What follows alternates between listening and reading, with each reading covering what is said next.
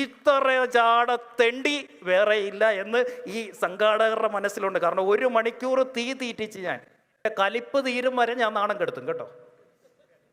ഇതിവിടെ പറഞ്ഞങ്ങ് തീർന്നു. ഇല്ലെങ്കിൽ ഞാൻ ഇവിടെ നിന്ന് അങ്ങോട്ട് ഇറങ്ങിയിട്ട് ഞാനൊരു വീഡിയോ ചെയ്യും. അത് നിങ്ങൾക്ക് ഭയങ്കര ദോഷം ചെയ്യും. മാസങ്ങൾക്ക് മുന്നേ കിട്ടിയടോ ഇന്നത്തെ പൈസ. ഇന്നിപ്പം ഞാൻ പൈസ മേടിച്ചില്ലായിരുന്നെന്ന് ഇരിക്കട്ടെ, ഇതുവരെ ഈ പ്രോഗ്രാം കഴിഞ്ഞ പൈസയെങ്കിൽ ഉച്ചയ്ക്ക് ഞാൻ വെച്ച ജാട വല്ലതും കാണിക്കാൻ പറ്റുമോ? എന്താ ഉച്ചയ്ക്ക് ഞാൻ ജാട കാണിച്ച് ഓൾറെഡി കിട്ടാനുള്ള എൻ്റെ വെട്ടി വീണു. ഇനി ഞാൻ പറയുന്നതാ ടേംസ് ആൻഡ് കണ്ടീഷൻ. ഞാൻ പറയുന്നതേ നടക്കൂ. എന്താ എല്ലാവരോടും ഓടി അങ്ങോട്ട് വന്നേ? കാശ് കൊടുത്തു പോയി.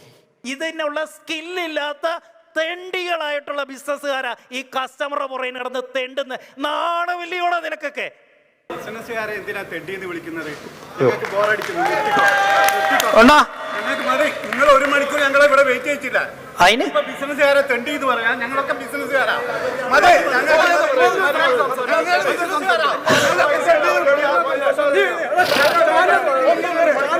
എടോ തന്നെ വിളിച്ചോ ഞാൻ?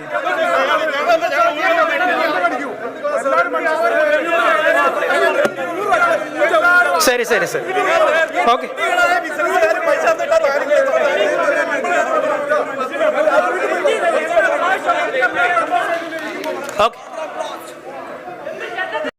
ദൃശ്യം എല്ലാവരും കണ്ടല്ലോ. തീർച്ചയായിട്ടും ഈ ഒരു പരിപാടി നടന്ന കോഴിക്കോടാണെന്നാണ് ദൃശ്യത്തിൽ നിന്ന് മനസ്സിലാകുന്നത്. തീർച്ചയായും നമ്മൾ മനസ്സിലാക്കണം, ഒരു ബിസിനസ് മീറ്റാണ്. വളരെ എക്സ്പെക്റ്റ് ചെയ്ത് കയ്യിലെ ക്യാഷ് മുടക്കി ആ പ്രോഗ്രാമിൽ കണ്ടുകൊണ്ട് വളരെയധികം ബിസിനസ്സിൽ പ്രോഗ്രസ് ഉണ്ടാക്കണം എന്ന് എക്സ്പെക്റ്റ് ചെയ്ത് ഒരു പ്രോഗ്രാമിൽ അറ്റൻഡ് ചെയ്യുന്നു.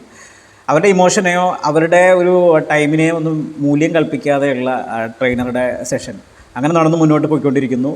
അദ്ദേഹം മോശം വാക്കുകൾ വന്നപ്പോൾ ആളുകൾ പ്രതികരിക്കുന്ന ഒരു ദൃശ്യം നമ്മൾ കണ്ടു. നമ്മൾ പറയാറുണ്ട്, വാവിട്ട വാക്കും കൈവിട്ട ആയുധം തിരിച്ചെടുക്കാൻ കഴിയില്ല. ആ വാവിടുമ്പോൾ നമുക്കൊന്ന് തിരിച്ചറിയണം, ഞാൻ പറയാൻ പോകുന്നത് എന്താണ്, നമ്മുടെ സദസ്സ് എന്താണ്. എല്ലാവരും മൂല്യങ്ങളുള്ള ആളുകളാണ്. അവരെ റെസ്പെക്റ്റ് ചെയ്യണം. പരസ്പര റെസ്പെക്റ്റ് നമുക്ക് ഉണ്ടാവണം.